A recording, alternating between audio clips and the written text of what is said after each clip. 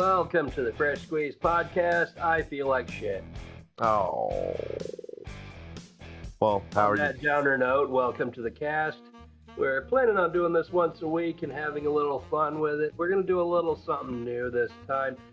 Jason, why don't you go ahead and enlighten everybody out there as to what we're looking to do today? So after we get started with the explanation, I have not started the timer yet. We are going to start a timer, and roughly every 5 minutes, I'm going to expose Mike. Not your junk. Not your junk. I'm going to expose Mike to some funny thing, absurd thing, or maybe even a wholesome thing. And it's all going to be on the roll of a die. So we have 10 things picked out, Excited. and we're just going to get a blind react for at least Mike. In the future, we'll be able to have multiple blind reacts, which is a planned feature. But for tonight, it's just us, right? Absolutely. We've got you can't see it on your screen, but the viewers, when they see this after post edit, they're gonna say, "Wow, this is looking awfully festive." Are you in that festive type of mood? I got a Christmas tree. That's about it, though. Ah, my camera. Oh, no. Yeah, Freaking out, man. Freaking out. completely. Well, since we've got started here, do you have I heard you had some trouble over at a Chinese place recently. I did. Well, not necessarily had trouble. It was delicious, but the problem was not with the food or the experience. The experience is always nice. They're very kind to people there. But the food itself is some of the most low-effort food that I have ever seen in my life. And I'm not talking just Chinese food. I am talking 100% across the board food in general. For instance, they had a dish called peanut chicken. Right. It's something you'd see at a Chinese restaurant elsewhere, I'm sure. But what it was some thinly cut chicken strips, which, whatever, I mean, cost saving. Yeah. Then they rolled it in some, I think it was like panko breadcrumbs or something like that. Fried it, and then slathered it with peanut butter. Just peanut butter. That doesn't sound great. But wait, there's more. Wait, there's more. And they had black pepper beef there, which I chowed the fuck down on it the first time I tried this restaurant. And it was absolutely just absurdly delicious. But it tasted familiar for some reason. I couldn't figure out why. Until a couple of days ago when I ate there, I realized it's literally just Jack Link's peppered beefsteak nuggets with some sauce on it and some peppers mixed in. Did you feel bamboozled? I did not feel bamboozled in the slightest because it was delicious. I did not hate them for doing it that way. It's just, come on. But the cream of the crop, as far as this is concerned, their pizza. They have pizza at this restaurant occasionally. Usually it's gone before I even get there, which, evening, dinner rush, it's gone by lunch. But I had the misfortune of trying the pizza there once. I thought it was quite all right. It was nothing to write home about. But I did some digging on it, and I realized it was a pita dough sort of crust with ketchup and then pieces of sliced American cheese on it. Ketchup! Fucking ketchup! Anyway. Yeah. Just very poor taste. It tasted okay. It was. What? You actually tried that? Well, yeah, I tried it before I knew what it was, but Fair just enough. the sheer gall. Gordon Ramsay would have a fucking cardiac arrest on that. Just. Ugh. I'm going to be more careful with my choice of restaurant in the future, but at the same time, 9 out of 10 would go back. Fair enough. Just saying, it was still good food. Yeah, I really like the pepper chicken myself. That's a good one.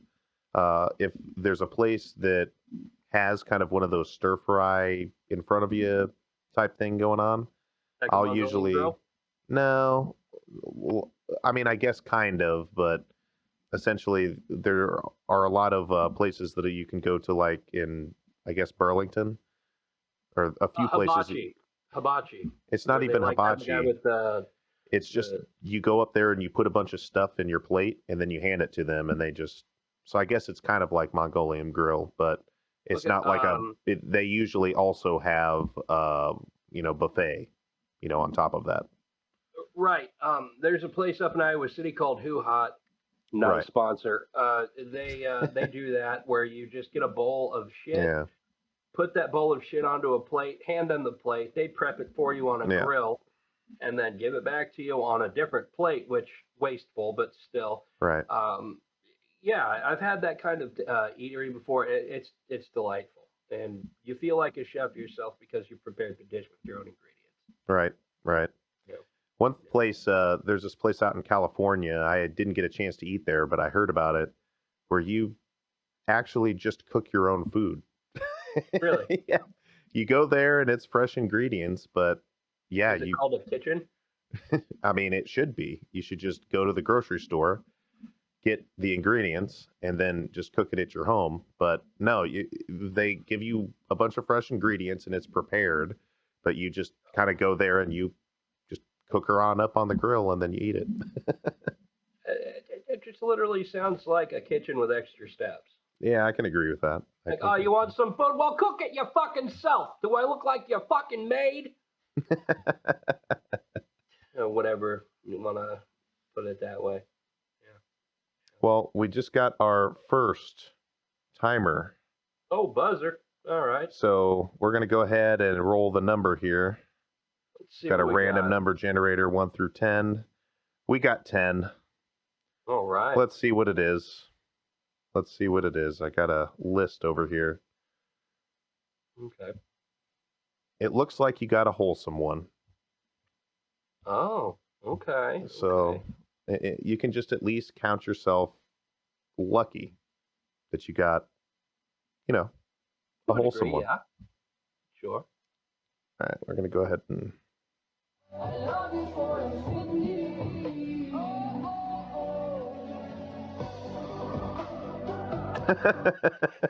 Oh, that makes me happy. That makes my heart beat happy. Well, good. Well, good. I want to watch it again. I want to watch it again. Okay. It made me happy to the point I want to see it again. He just looks so upsetty, and then he sees that little ring light, and then boom. Santa! That is truly a wholesome video, and his little smile as Santa Claus, it just gave me a warm, fuzzy feeling on the inside. It really did. For sure. I want you to link me that so I can save it. Yeah, I've got it. The doc shared with you. If I feel down, I just wanna watch that. I've got the doc shared with you. Even if it's not Christmas, if it's like August or something, and I'm in a bad mood, I'll just watch that video and instantly feel better. Unlike, My Girl. Or never actually seen My Girl. Okay. Yeah, I was going to name off a few others. I consider myself kind of a movie buff, but at the same time, I haven't seen a lot of movies that people say is required watching for just about everybody. Like, for instance, My Girl, haven't seen it. Scarface, haven't seen it. None of The Godfather. I've seen one of the Twilight movies, but only because I was forced to. You were held down. Well, I wasn't held down, but at the time I figured, hey, if I watch this, I might get laid. But it didn't work that way. Fair enough. This was like the second movie, and we went and saw it in theaters. So it was like 2006, 2007 maybe. Yeah, it's been a while. While we're on the topic of Twilight, have you watched the Twilight series at all? No. Okay, like I'd said, the second in the series is like the only one that I've actually seen to completion. It was stupid. It was out of context, so I didn't know what was going on. But I did some digging later on after the whole series had been released, and I come to find out that they CGI'd Bella Swan's baby onto the screen instead of using an actual baby. And the uncanny valley on it is fucking palpable. It's the creepiest goddamn thing you've ever seen in your life. And okay, we gotta look this up. Hold on. Look up Twilight CGI baby. Twilight CGI baby. Yeah. Let's go Just check pull this up out. any here. video with it. It's. Oh my gosh, we'll do Watch this one. The first one on that list. Yeah, we'll that just this one. You look amazing, Bella. Someone's been waiting to meet you. Rose.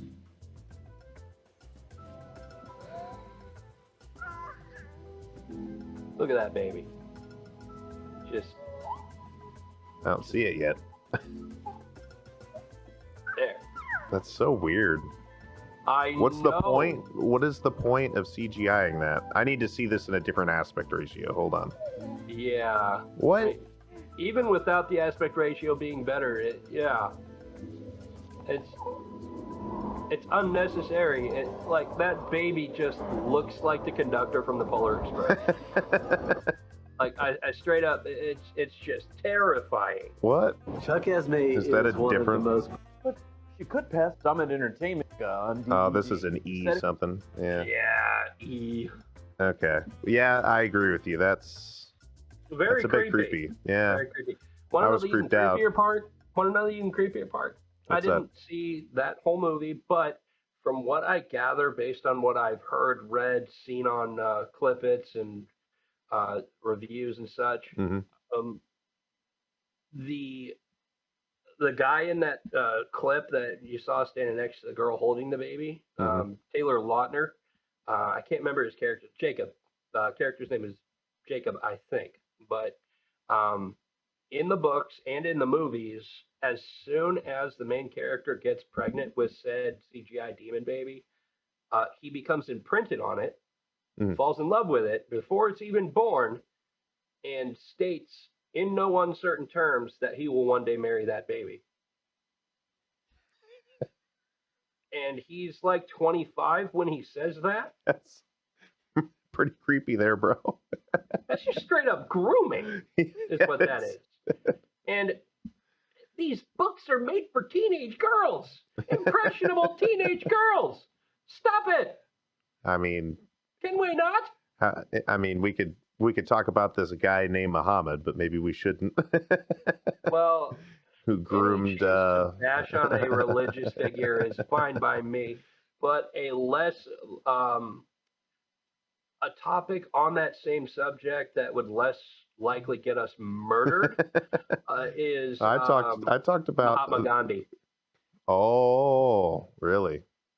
I just figure that would sleep in the nude with teenage girls to prove he had self-control or something to that effect.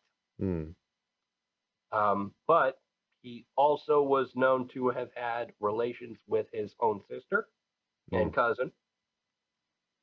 So, yeah. Interesting. That took a turn.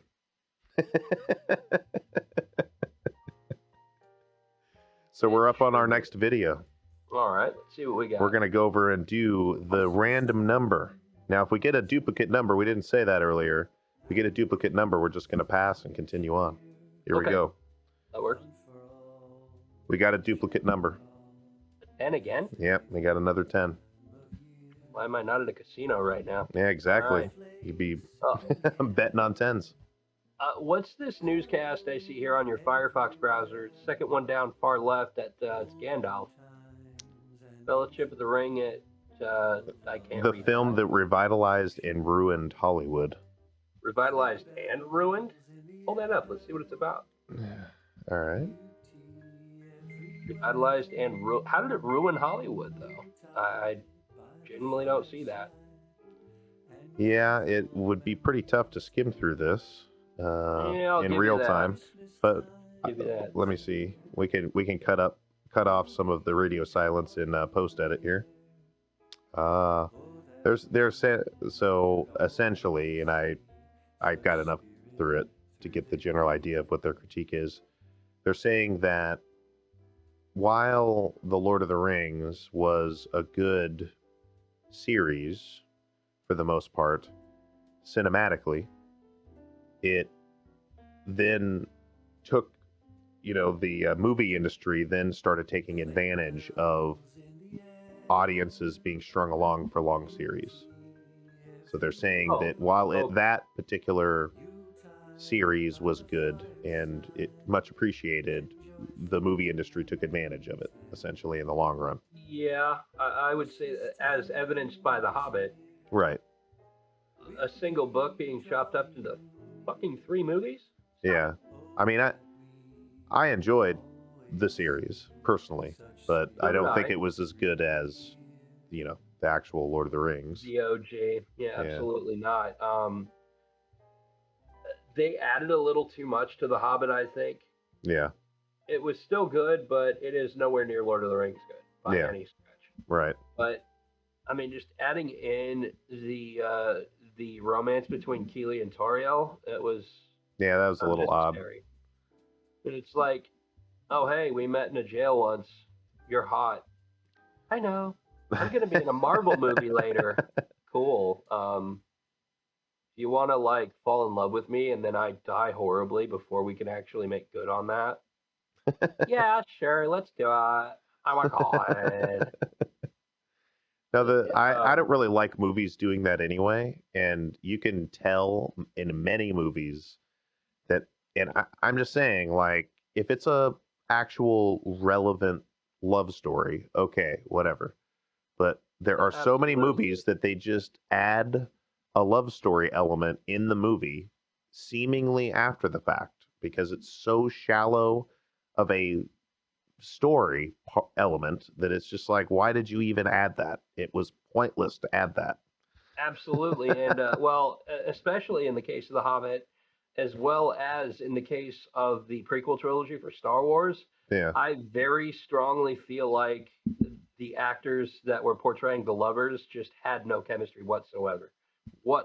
Right. Like Keely and Tariel, they had a sort of star-crossed lovers dynamic going. Like, he's a dwarf, she's an elf, and however that song by Avril Lavigne goes. But then you can see how it could work if it had more time to blossom as a full-fledged love story instead of a just love at first sight, torn apart by war sort of situation. Yeah. Whereas in the prequel trilogy, you got Anakin and Padme who have about the same chemistry as 2 chairs stacked on top of each other. Yeah. It's just saddening to see that kind of thing take place in Hollywood and people get suckered into it. Yeah, I'm sorry, but that George Lucas is no love story writer. I'm sorry. No, he is absolutely. Oh my gosh, that was so corny and bad. It was extremely well. The dialogue made it horrible, but at the same time, Hayden Christensen's acting at that time was just not up to snuff. I've seen some of his other movies that he's made since, and he can actually fucking act. Yeah. There's a movie out called I think it's First Shot or One Shot, something like that. His son is kidnapped while he's on a hunting trip with him, and he can actually act. He's very good. Yeah. And that movie was a lot of fun. It was a little boring at points, but what movie is it in some cases? Yeah, fair enough. Yeah, it's not nonstop action. Just putting it that way.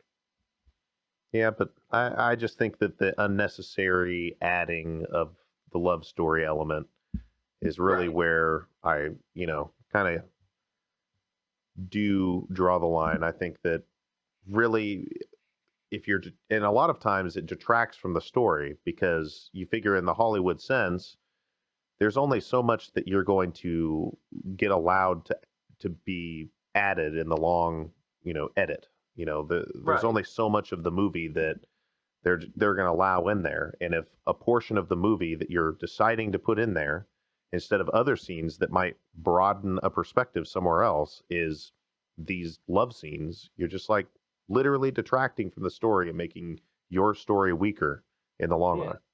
Absolutely. It just kind of goes back to the whole Romeo and Juliet thing. That was supposed to be a tragedy in that you're supposed to identify with 2 lovers, but upon closer criticism and closer inspection of the book, you realize they are 2 14-year-olds who are just in the middle of a midnight fling The entire story takes place over a week. Yeah. Just 1 week. And 16 or so people die because they get horny. Right. And then a kingdom is on the verge of collapse because of their supposed tryst. And people read into it too much, and they ignore the points that need to be brought up in favor of the love story, which I think that might have been William Shakespeare's aim in the first place. Yeah. So next video's up. I already rolled a 4. A 4. All right. Yes. All right. So check. we're going to go ahead and check out this next one. I'm apprehensive. You are apprehensive, huh? Apprehensive. Uh-oh. Anti-meme. It's taking a second here, but this is a video. Okay. See if it's... Work, dang you.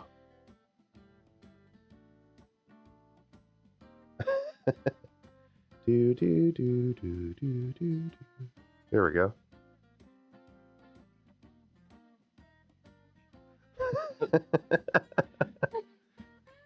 Brother spontaneously combust in the kitchen. You can see his legs just flopping around.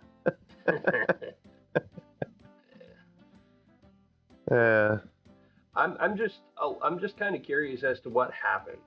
Like, yeah. Was that explosion planned, or was he posing for like something else, and then that just kind of happened? Oh wait. It looks like almost like it's a light. Lightning. It's lightning strike outside. Oh. I guess it was just a really close lightning strike. Is there any Dang, sound dude. on this? No, it's not. It's No, okay, yeah, I think that's just a completely lightning no sound. strike.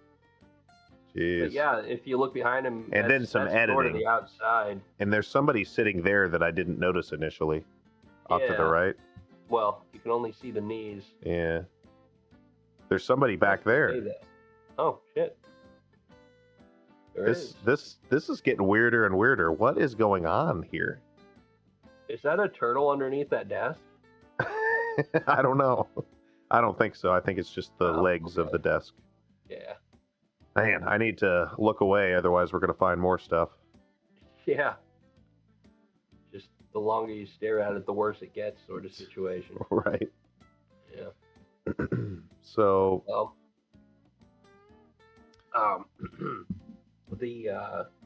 What is one love story in a movie or TV show that you actually liked? I would have to say, just because it was made to be cliche, I actually liked Moulin Rouge. I've seen parts of that, but I've never seen the whole movie. I was not really even a fan of musicals until somewhat recently, so I never got into it really. But Ewan McGregor, Chef Kiss, always a treat. Yeah. Always a treat. Right. Yeah, I actually, in high school, I played Henry Higgins in My Fair Lady. Oh, yeah? And I'm just going to have to give a hot take on My Fair Lady right now. It's going to go for it. Go hot for and it. heavy. I like the music in it. You know, obviously the actual production is good, but I have some serious questions about kind of the whole Henry Higgins character, because the dude essentially like takes this woman, teaches her how to speak, you know, somewhat eloquently like a lady in a flower shop. And then also they develop a romantic interest, which I thought was kind of creepy. Like kind of grooming, you know? Like that's grooming. I'm just saying. Like she was literally a little girl at the time or something? No, she was I think a grown woman, but I'm just saying it's just an odd thing to take somebody in. He is somewhat wealthy and literally took her in on a bet between another person. And then so My Fair Lady is just Pretty Woman. Or Pretty Woman is just My Fair Lady. I don't remember the bet in Pretty Woman. It's been a long time since I've seen that. I can't remember the bet myself. I think but there was a bet along the lines of like, I bet you I can get a prostitute into a fancy dinner party. Oh, okay. Exactly. So yeah, this was a. So it's kind of the same idea. It's the exact same thing, yeah. Like there's this guy named Colonel Pickering, and they came out from some opera or something like that, and that's where Eliza, the woman who's spoken a Cockney accent or whatever, like a really rough accent, they made the bet that I bet in I think it was 6 months time or something like that, that I could pass her off as a duchess at the embassy ball. And of course she does end up passing that off. Oh, I hear some thunder outside. I'm reading here a little bit. Is Pretty Woman an adaptation of My Fair Lady? Bernard Shaw's plot has become something of a Hollywood staple down the years. Aside from My Fair Lady, other unofficial adaptations of Pygmalion include the Eddie Murphy comedy Trading Places, Pretty Woman, and The Teen Outing, She's All That from 1999, starring Freddie Prinze Jr. and Rachel Lee Cook. So it's basically the same story. Pygmalion. I'm not sure to figure out that word is. Pygmalion. Pygmalion? I'm not sure. Pygmalion. Yeah. Movie version of My Fair Lady premiered 50 years ago, as of 2014, so closer to 56 years, 57, almost 58 years. It was an adaptation of a stage show that was a musical remake of the play that was loosely based on an ancient myth. Interesting. So, yeah. I'd be curious. What is the ancient myth? Pygmalion. Oh, well, I'll have to look that up sometime. I'm curious. I'm curious. Gonna look it up right now. Pygmalion. Yeah, Pygmalion that's a fun word. Yes, it is. Actually, I'm looking at it in the first book preview that comes up as the Harry Potter script with the letter P even having a little lightning bolt on it. Nice. So yeah, it's kind of a little strange, but whatever. It's a play by George Bernard Shaw, named after the Greek mythological figure. Okay, there we are. Pygmalion mythology. Wow. It's a legendary figure of Cyprus who was a king and a sculptor, most familiar from Ovid's narrative poem Metamorphoses, in which Pygmalion was a sculptor who fell in love with the statue he had carved. That's a little kind of interesting. Yeah, I'm gonna have to look more into that. We are down to the next video. Oh, okay. I'll shelve this for the moment then. I have allowed a feature to not repeat any numbers. Really? Yes. All right. So let's do that. Let's do a twofer then, since we had the one repeat. Okay. Here we go. Hold on. We need to hold on. Need to do the react scene. I almost messed up. Here we go. Oh. Well.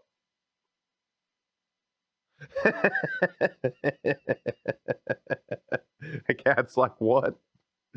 You better not do that to me. Well. If you're into it, you're into it. Nah, dude. Ooh, she's cute. That wasn't one of the other videos you had wanted to post, was it? That girl doing that? No, I think it was because it's on Giphy Cat. Oh, okay. So it's just the next one after that. Giphy Cat.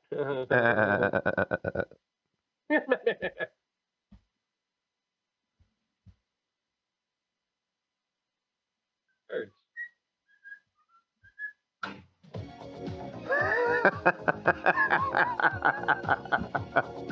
Fucking got you, dude.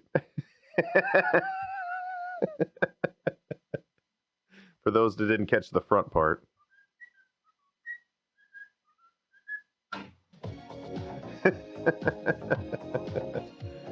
Oh, that's nice. I can't be mad because it was brilliantly put together, but I can be mad in that it is what it is. You can be mad in that I chose that for you to watch? I mean, yes. A little bit. I mean, Rickrolling in 2021, that's like dabbing almost. Yeah, fair enough. I thought, is that, were you just doing that as an example, or were you like actually? I was making fun of it. Counterculture. You were the anti-meme? Yes. All right. Back over to Pygmalion here. Cultural depictions, paintings, and literature. Ovid's Pygmalion has inspired many works of literature, some of which are listed below. Popularity of Pygmalion myth surged in the 19th century. John Marston's Pygmalion, spelled with an I instead of a Y, in the argument of the poem. Okay. That's just in England. There's adaptations all over the world, actually. Okay. Well, this is just literature. There's even adaptations of Pygmalion in Nicaragua. Huh. Fair enough. Yeah, you'll notice that lots of god concepts have been repeated over many different cultures. Yeah, I guess Bicentennial Man was considered to be a Pygmalion. Really? Yeah, in 1999, American. Oh, because it'd be a real boy. So then I guess Pinocchio is. Yeah. Pinocchio is However, the original Bicentennial Man was written by Isaac Asimov, one of my favorite authors. Yeah. But the Pygmalion in Bicentennial Man is the android named Galatea. I'm not sure what they called it, but he falls in love with the female, or the fembot, I think is the proper term. Yeah. And I guess Alfred Hitchcock's Vertigo is a variation of the Pygmalion theme. I don't think I've actually seen that one. I haven't myself, actually. Well, either way, I guess Galatea is a thing. The name of that robot was based on a Greek myth as well. We're getting deep down into the Greek myths. Galatea was the name of the carved ivory statue that Pygmalion carved. Ah, I see. So I guess it all just comes full circle. I'm gonna stop reading into that because I'm gonna go down a rabbit hole and I'm not gonna be able to find my way back out of it. I'm gonna get lost. Yeah, you're really delving pretty deep into the Greek myths there. Yeah. I just wanted to see if Pretty Woman was listed as a Pygmalion theme, but I guess it wasn't. Even in film, it showed My Fair Lady, but it didn't show Pretty Woman, which is the literal plot that you explained to me. Yeah, that's kind of interesting. It wasn't a woman of low class being made high class. It was just, well, I guess it was a hooker being made into a high class escort, which I don't see a difference personally. Sex work is sex work. Fair enough. Which, by the way, nothing wrong with that. Yeah, I don't really know. Local sex workers. Donate to my OnlyFans. Not something I want to personally do, but I also don't want to be a lumberjack, so. You don't want to sleep all night and work all day? Yeah, I'll pass. Press swab flowers, put on women's clothing, and hang around in bars? Yeah, I'll pass on that. We're down to our next video. Okay. So what we got? Or video / meme, I guess. All right, number 9. Niner. All right. We're gonna have to switch to the scene because this is coming up quick. This is a touching family photo. Okay. Black metal enthusiasts giving their child over to a pagan deity made flesh in the Christian religion. Why not? They are very excited to see Santa. Yeah. And he's all like, whatever, dude. Yeah, whatever gets you out, guys. Paid either way. Oh yeah. Good for you, Santa. Good for you. I have to comment on that guy's shoes. Oh. They're very plain Jane. They're plain Jane. The rest of him, like, fair enough. Those are just a pair of regular ass Vans or Doc Martens or something. But I'm not gonna lie, I've got some serious problems figuring out where this person's hair is and where the wreath is. Now that you mention it, I'm having trouble with that now too. it's kind of blurry because I'm zooming in a bit much. But I can see the outline, but I can see the outline when you zoomed in. I mean, I can see it now, but yeah. Yeah. That's yeah. Kind of a mind fuck it there at first. Kind of looks like he's wearing a very ornate Indian headdress. Oh, geez. Thanks, Internet. Thank you very much, Internet. So I'm going to reduce the time down to 4 minutes. All right. And we are started back again. Works for me. But actually, just kind of riffing on that picture there, the guy's shirt, Mayhem. You ever heard of the band Mayhem? I've heard of them, but I don't think I've ever listened to them. All right. You ever heard of the Lords of Chaos? No. Lords of Salem, sorry. No. Lords of Salem was a film adaptation of real-life events. It took place in Norway in the early 1990s or late 80s, I think. Yeah. Where a group of musicians were setting out to create a new style of music called black metal. It was basically death metal, which was in its infancy at the time, and they wanted to align it more with Satan and evil and what have you. Yeah. And it started off as kind of just a band doing something new that nobody had ever heard before, so they got kind of a cult following at the time. And then things just started going out of control. Like, they were burning down churches. Jeez. There was a couple of very high-profile murders, one of which was the guitarist from the original band Mayhem. Stage name Euronymous was stabbed to death by their original bassist, Varg. Count Grishnak was his stage name. Stabbed to death a bunch of times, put on trial, all that good stuff. And it was a big mess at the time. Like, it made some pretty big headlines. I believe it. I mean, I am essentially a no-name whatsoever, and I've seen some very intense people like just approach me, and I literally have just done like karaoke or something like that, and they were like, Right. I'm serious. Like, I had a guy, and this was 3 or 4 weeks ago. I sang Warning by Incubus. Right. And afterwards, this guy wanted to seriously be like my new best friend, but he had zero chill. Like, he was just very intense the entire time, like full on staring you down, like, you're great, dude. And just be like 5 feet, not even 3 feet away from your face, just like, what's up, man? And just Can really, I really speculate, intense. Were you in Keokuk, Iowa at the time? No, I was in Moline. Okay. But I'm just saying that I don't even think that I sang. I have an idea of who you mean. I don't even think that I sang Incubus's Warning that freaking amazing. But yet, music just changes people. Like, it really does. It really has an effect on people, whether you're good or you're bad. Just that stage presence can have a lot of effect, even. Absolutely, the stage presence is a lot of what black metal is. I partake in that style of music quite frequently. Actually, it's one of my favorites.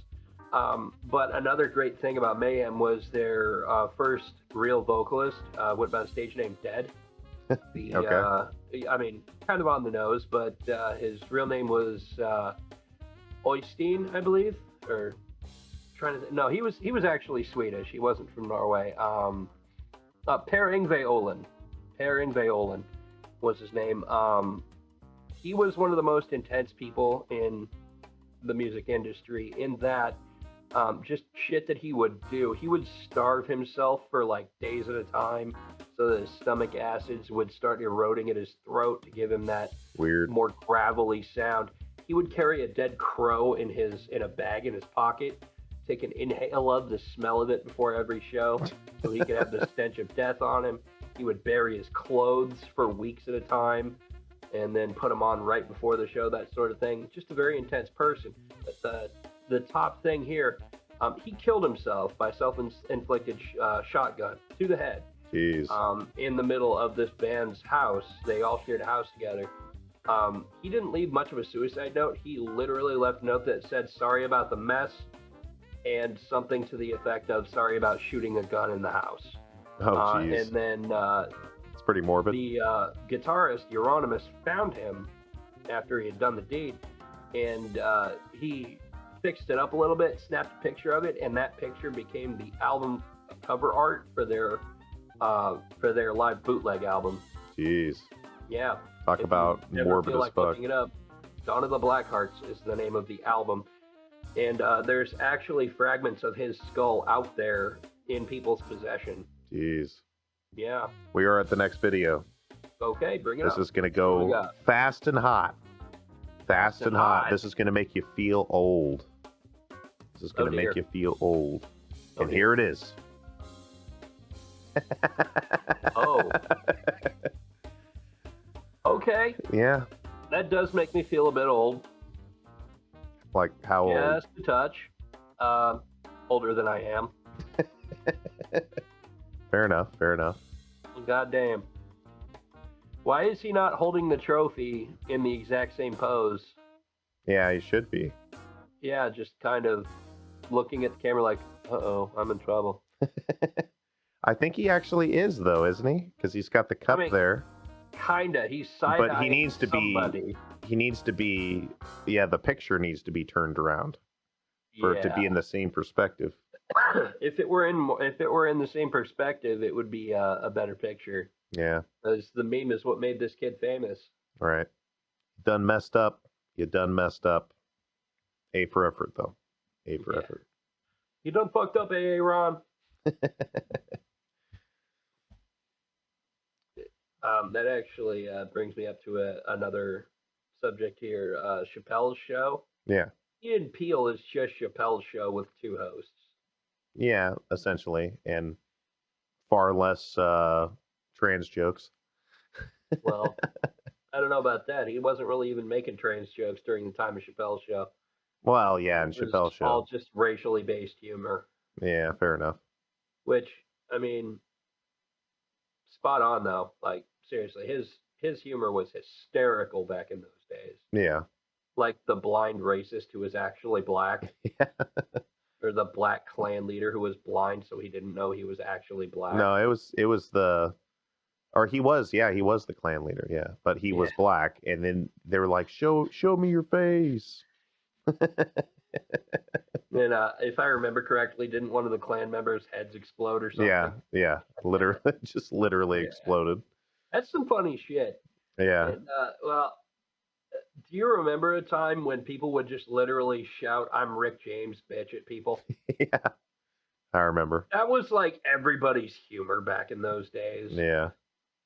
We didn't have memes back in the late 90s, early 2000s. We just yelled Chappelle's show at each other. I think that people were in general far less sensitive back then too. Oh, absolutely. Absolutely. You could shout the N-word and people would just kind of be like, bro, don't. Now you do it, you get crucified immediately. Yeah. I mean, not that I would, but it's just a observance. Yeah. Or an observation. That so much shit has changed. Right. Over the past decade. Just 10 years have passed. Yeah. And shit is way different than it used to be. Right. Like everybody is overly sensitive and it's upsetting, really. Yeah. Yeah. Every celebrity's put under a microscope now. I don't like that. Well, it's just ridiculous. Like, you can't even say. It really makes conversation, in my opinion, that much less interesting because. Well, absolutely. Like, you know, you can't say like the cliches anymore, right? Of anything, like any of the oldest cliches in the book that we all acknowledge aren't necessarily true, but we laugh at those cliches because they've fucking been around forever, and comedians throughout generations upon generations have used those same cliches and made jokes off of them, but anymore, you say a cliche towards a certain race or ethnicity, and all of a sudden you're just anti that group, and that's just not the case. I don't know if it's even so much cliche as it is more like stereotypes. You're right. It is stereotyping, but it's like you can stereotype in a funny way. It doesn't have to be freaking racist just because you're quote unquote stereotyping. I mean, like the time, the age old epithets that Asians are bad drivers, black people can dance, Mexicans have hot food. Or that Jews are money grubbers or something, you know? No, if you want real money grubbers, look at the Chinese. Yeah. Not being racist, I'm 100% serious. Oh, I agree with you. Much of their culture revolves around being greedy. Yeah. Yeah. And a lot of their celebrations have little, like, well, I don't know. You and I would say Merry Christmas. Are you sure about that? Because there was there's recent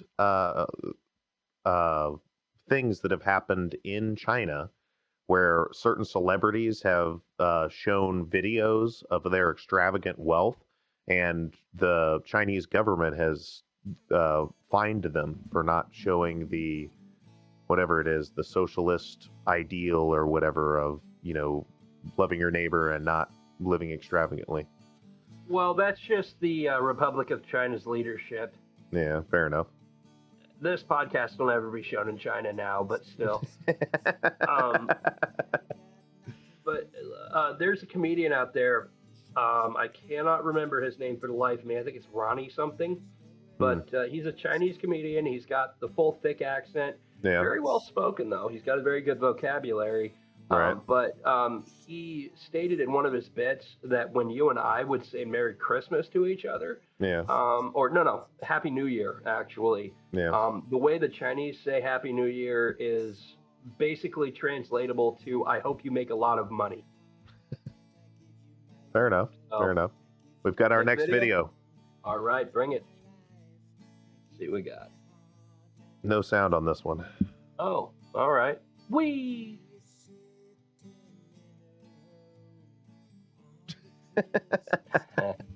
Dog's cute freaking puppy. out, man. Cute puppy.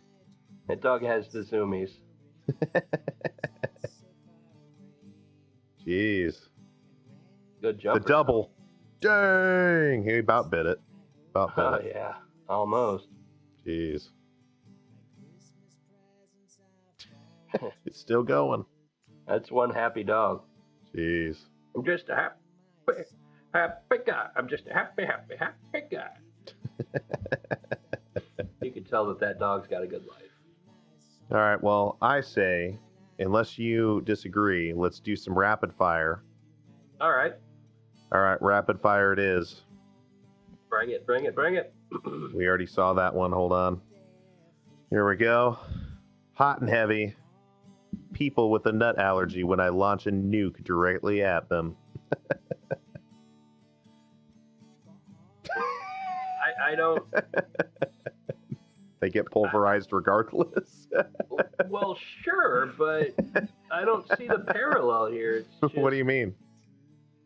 I mean, a person without a nut allergy would also get pulverized, so that's why it's funny. Same idea, but I guess I just don't see the humor in it. I mean, I'm not allergic to nuts, so I'm not taking offense to it, but I'm just saying people with a nut allergy, yeah, if you launch a nuke directly at somebody, the same's going to happen. I just don't see why that's so funny. All right, this one is going to stress you out a little bit. Or maybe it won't. I don't know. Maybe this is an easy choice, but it might stress you out. Here we go. Choose one. Only one can survive. Okay. Well, I could give two fucks about Shrek, but as far as garlic bread versus Keanu Reeves go, there's a lot of factors here. Yeah, I agree. Personally, if it comes down to my personal choice, if I were the god in this equation, I would say keep Keanu Reeves, personally. Yeah. Because garlic bread it's wonderful. It's delicious, but I personally can't eat a lot of it. I don't have teeth, so my gums hurt after a short while of eating it, like hard crust and toast and stuff. It's not very fun to eat because it hurts. Right. Fair enough. Yeah. So you're picking Keanu. I'm picking Keanu. Absolutely. All right. Actually, before we move on to the next one, I just wanted to mention I saw a video the other day where a little subject balloon popped up. It's like, what is your worst celebrity sighting? And this guy goes on a riff about Keanu Reeves. It's like, or the Bubble might have said something like, which celebrity is an asshole and why? And then he was like, okay, so I was on a subway and I saw Keanu Reeves, right? So I walk up to him because I want to get an autograph. And then this train fucking starts derailing and a guy started having a heart attack and people were panicking. Keanu jumps into action. He saves this guy's life and then leaves. That fucking guy never gave me an autograph. It's something to that effect, but I mean, the way he told it, it left a little more suspense. But you know, I'm not Right. trying to carbon copy it. Right. Yeah. Rapid fire. Let's go. Rapid fire. We got the next one. Boom. Wholesome. Men who validate their masculinity by being mean and hurting people. Men who validate. Go ahead. Masculinity by helping others and being kind and supportive. Yeah. You got Earthworm Jim versus hipster Johnny Bravo over here. Right. So I mean, yes, I mean, absolutely valid, very true. I think that is actually it for the list. Is it? That is it. That's all 10 things. Unfortunate. That is all 10 things that we have chosen. If there are things, if you're watching in the audience, that you would like us to react to, go ahead and send it in the comments, or you can get a hold of us on Facebook at The Squeezebox on the Facebook page. I'll put some magic stuff towards the end here and do the whole link and all that. But any closing comments there, sir? Well, I know I touched on this last time, but wash your balls. Yeah. You touched your balls last time? I didn't. Oh, okay. I don't touch my balls at all. I'm saving them for Jesus. Well, I would say that my open advice is, while it might be tempting, while it might actually even be satisfying, don't wear any tinfoil hats. If you put your head in the microwave, especially. I mean, putting your head in a microwave is not inherently dangerous. It's when you turn the microwave on. Right. But I'm just saying that, just in general, if you're going to wear a tinfoil hat, don't do it in a functioning microwave. Right. So that's it. That's it. And that's it. I would just say, in future episodes, we are going to have to up the game. We're going to have, I think, 20 or more things. Okay. We're going to try to have some guests in which I can just have a double react and even more crazy things. Like, there's just a lot in store. This stuff is fun, but I think we're just ramping up. There's going to be a lot more on the way. And as always, thanks for watching. Peace out, y'all. My hand is pixelated. No.